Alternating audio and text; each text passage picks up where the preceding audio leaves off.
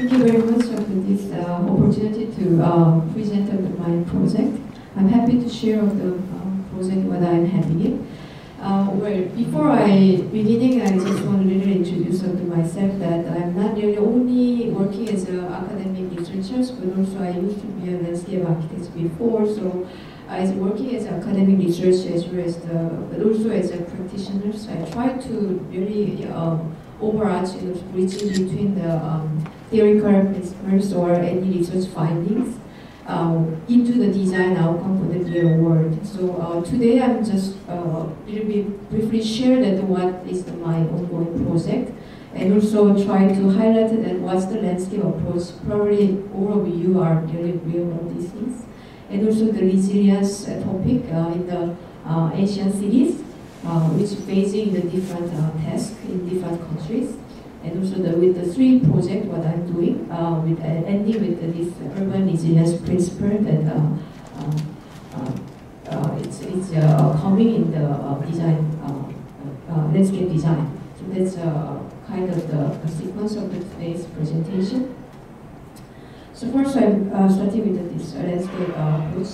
So the disciplinary dealing with the landscape really require a lot of the knowledge, in-depth knowledge, where, as you can see, the soil and nutrition and all the things.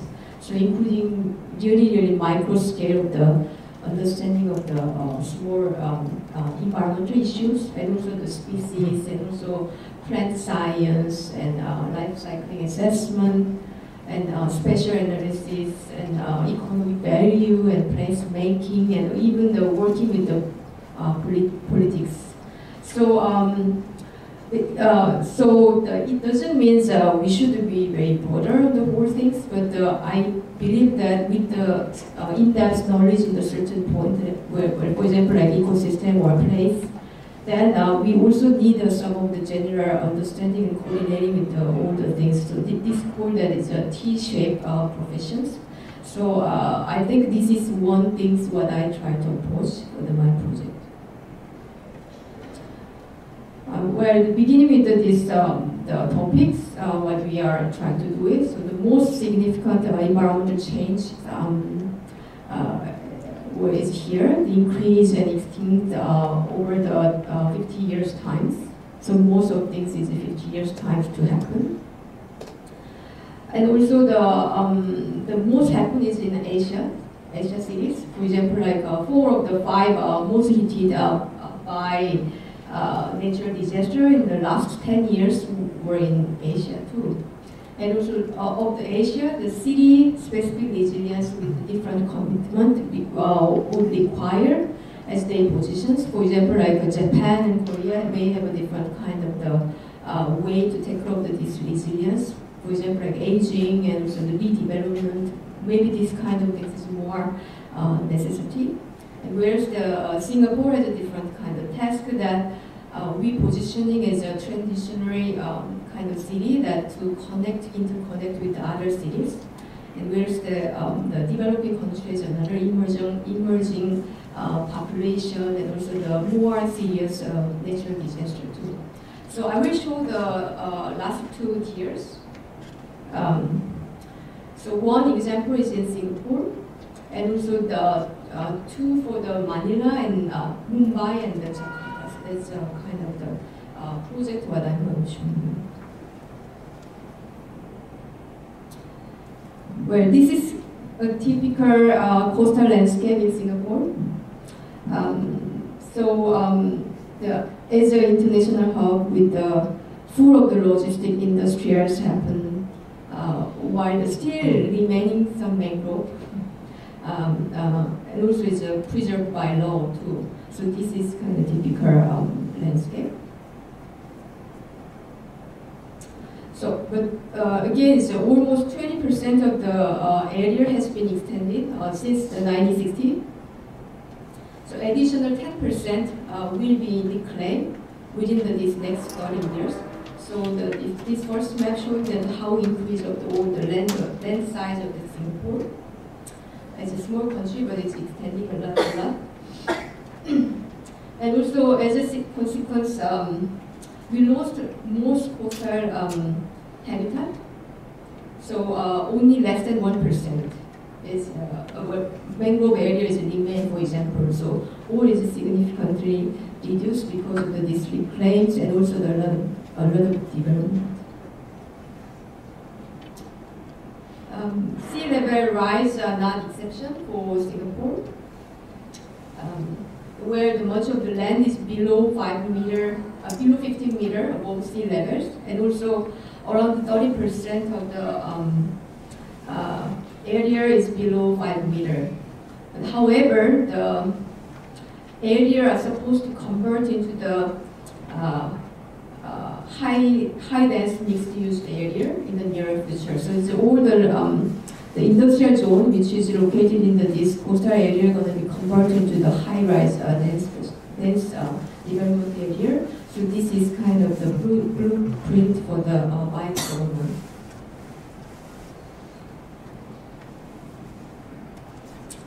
So because of this, one of my landscape design studio, which I conducted a few years ago, and take this issue and also propose one design idea that could build a more resilient coastal area through the landscape design. So site is located in the very contaminated polluted area, and also it's kind of the lower area which have a lot of the potential to having contaminated surface water too. So the idea was to convert the one factory into a water research lab to show the water purification process while enhancing the public awareness as well as the coastal biodiversity, and hope that work as a pilot project that prove the biophysical and also social ecological improvement for the coastal resilience in Singapore. So this is one series of my studio that make it. So I hope that after a few series we may make some consolidated work which can deliver to the policymakers. And the second project is to build a socio-ecological resilience in the high-dense informal settlement, like slum area called Baseco in Manila, where the land very vulnerable to the land subsidies, and due to the increased usage of the groundwater and also the frequent earthquake. This is another interesting challenge that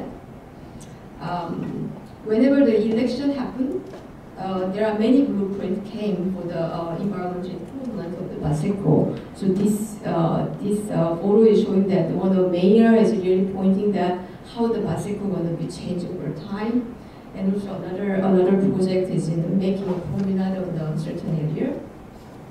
So interestingly that where all is connect with this election happen. So whenever the election happen, there are many blueprints, but the stop after elections. So such discontinuity is not surprising for these developing cities. So this is one map that we made it over the 10 years time that how the open space improvement is connected with this major elections. So you can see that there is a many discontinuity related to this. So on top of this, there is really many recent plan to add more land reclaim along this marina bays. And the site was this. And also where the recent plan is add really huge reclaimed land for the smart city, which is these types in the many areas. So it's for the looks like very scary for the community, and definitely it's kind of connect with this gentrification. And so probably this is happen, and also it's ultimately they will lose their space to live with this new development. So with that kind of the tensions, you can see in the close look that this reclaimed land is really covered by a lot of the domestic waste. So that's a change from 2001 to 2010. So you can see that at the beginning it was just mangrove, little mangrove and little informal settlement, and now it's really fully covered by the waste. And so especially in the edge area, it's really having a 5 meter depth of the waste. This is very surprising and it's very scary for all the scholars and also all the communities.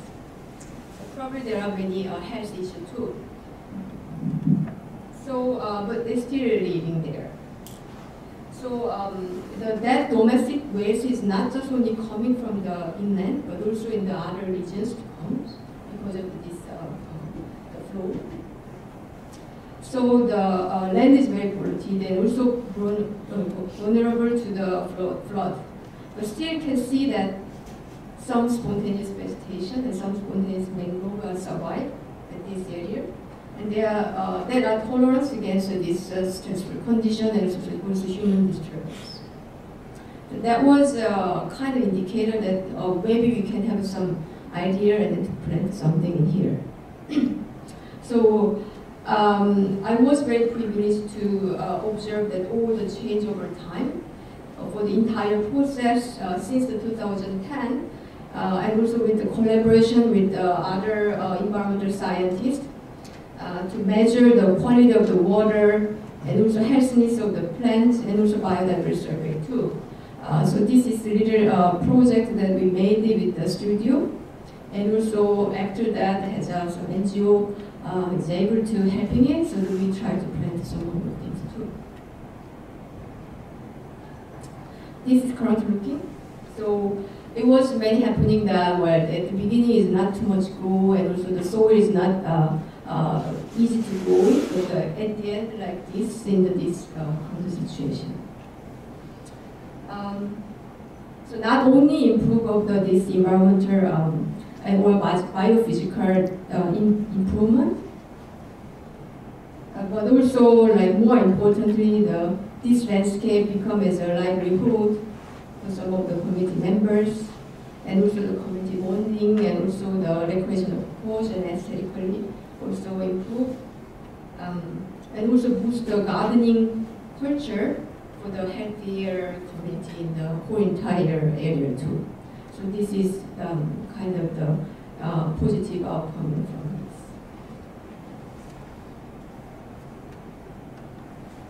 The final project is a paper to study on the relationship between the green space distribution and also social inequality at the city scale of the Mumbai and Jakarta. Whereas Mumbai and Jakarta is one of the cities that having a lot of gap between the poor and also the rich. The study found that, interestingly, study found that the poorer district have a higher vegetation density with the larger quantity of the greenery. That happened because of that is it's still growing. It's not really fully covered by the full development. So there's still leftover space that it's not really easy to develop something. And also it's because of the increase of this number of the people. So all the central area has a really shrinking of the green space, whereas the other area, which is close to the poorer area, has a more high dense vegetation and also the woodland. When we quantify not only park, but also like quantifying of the unmanaged greenery, like nature reserve or unnamed woodland.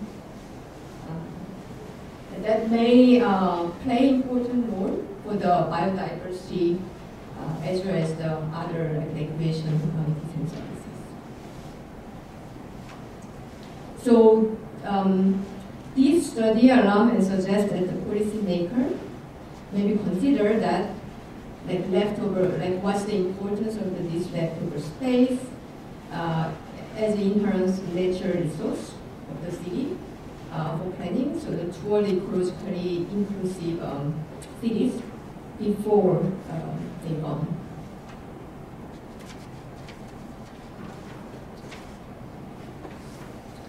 This is maybe in the micro scale, how we apply all this concept is that maybe this is one studio work which we made it together 3 years ago.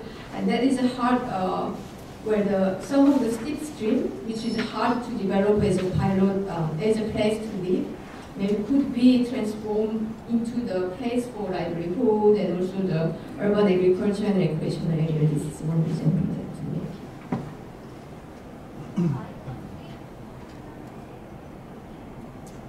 So as a conclusion, I didn't really intend to see that my project is really toward the resilience concept or something, but I found that this really connects with what other people are saying as a resilience.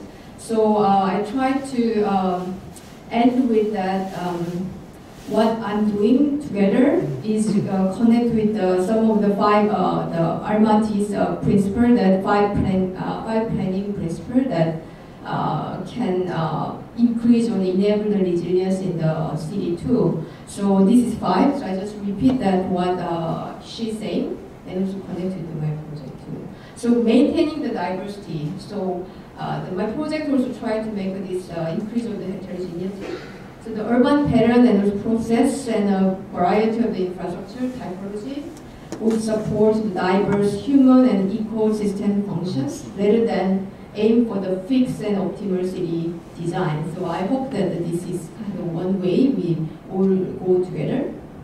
And the second is focus on the maintaining the self-organization and also increase the adaptation capacities. So rather than aiming to reduce the variability or control change, and also eliminate the uncertainty. So as I show that there are if we observe this spontaneous growth of the plants and also some of the natural process, we also can see that how this can work for contributing to the new development too. And third one is actively reconfiguring the policy actions. So the challenging assumption of the current policies and also strategies, and also actively reconfigure the problem definition and the policy actions. So what does it mean is that if we're looking forward to this new plan, future plan, not just only about what we have to now, we may raise some issue and also critical point that how we can contribute for the future. So maybe that's a way that we raise some issue, but I guess we are more stronger to visualize all this concept. So the visualizing the future scenario may help that to making policymakers go. And fourth one is creating the option for learning through the experiment and also design flexible strategy that allow us to adapt them and implementing what we learn too. So that's going to be work as creating the early alarming system. So I guess in a very small scale of the pilot project, and also example going to have that. And last one is expanding the time scale and also the decision making by design policies and strategy to be more robust and the divergent but feasible features too.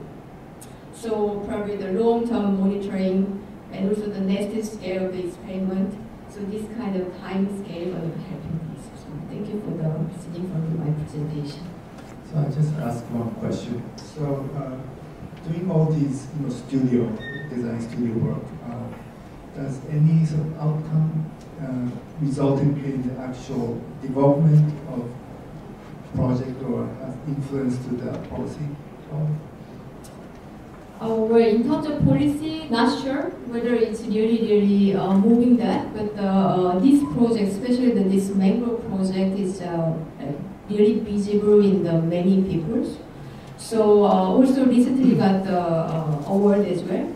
So I believe that this kind of like announcement to through the many platform may be taught by the policy makers to think that like how this one needs to be feasible or something to do. And the other one interesting implementation which we got from this mangrove project is that one of the policy makers wanna making another stretch of the very polluted waste area to make a mangrove strip because they learn from this. So it maybe not directly, but I guess there are some influence by each other. Thank you. Okay, we'll move on to the next